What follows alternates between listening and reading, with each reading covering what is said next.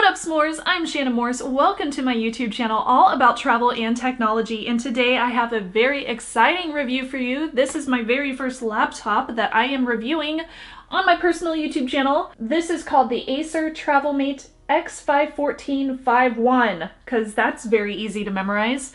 This thing came out in May, so I'm really excited to review it since this is a 2019 model for a laptop, and this started at $1399.99. This is made for people that are heavy business travelers, people that need durability, people that need something lightweight and sleek in a nice design, and something that looks professional.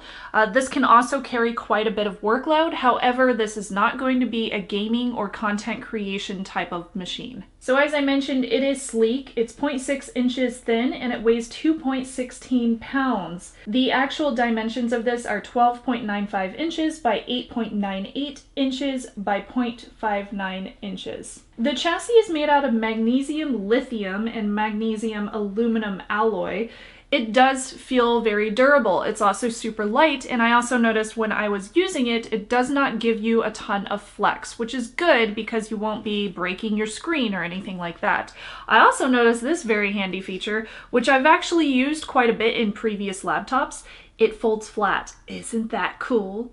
There are a few specs that I really wanted to point out with this. First off, there is a fingerprint reader which is integrated into one of the power buttons. Installed on the inside is a Trusted Platform Module or TPM 2.0 chip for hardware-based protection, and it also features Bluetooth 5.0, not 4.0, and Wi-Fi 802.11 AC. The components on the inside are an 8th gen Intel Core i7-8565U CPU, 16 gigs of DDR4 RAM, and a 512 gig solid-state drive, and it also comes with integrated graphics.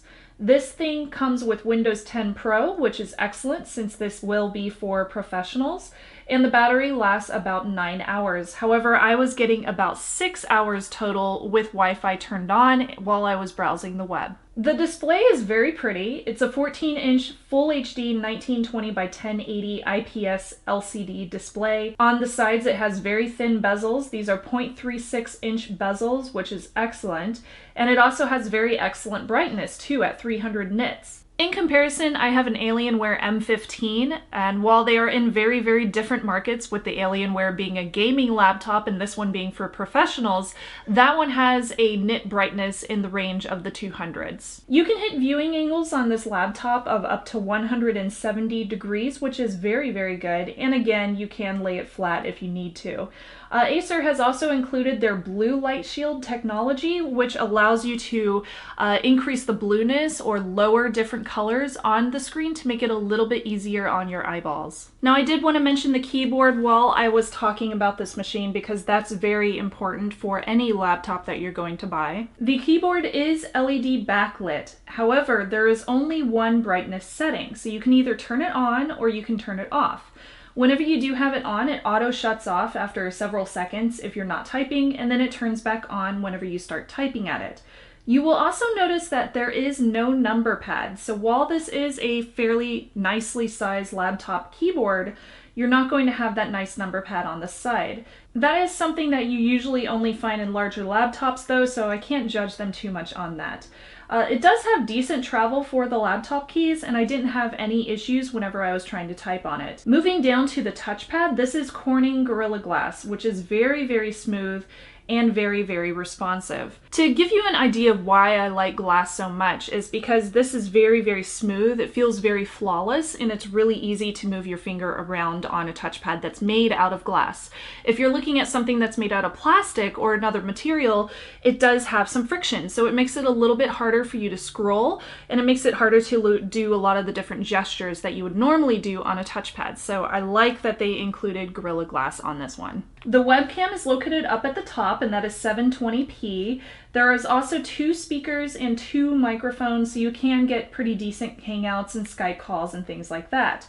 The speakers are located on both of the bottom sides, on the bottom corners, and that gives you pretty average laptop sound. It's lacking bass, it's clear on vocals. If you're gonna listen to music, I would recommend doing it on headphones. If you're just listening to podcasts, you can do those with the speakers, no problem. Even though this is skinny, it does come with quite a few ports. There is USB Type-C, which allows you to do USB 3.1 Gen 1 charging, DisplayPort over USB-C. You can also pair it with Acer's Dock 2, which can allow up to 3 4K displays. So you do have a lot of options with that USB Type-C port. Next to that, there's also 2 USB 3.1 Gen 1 ports, with one of those featuring power off USB charging, which is really cool.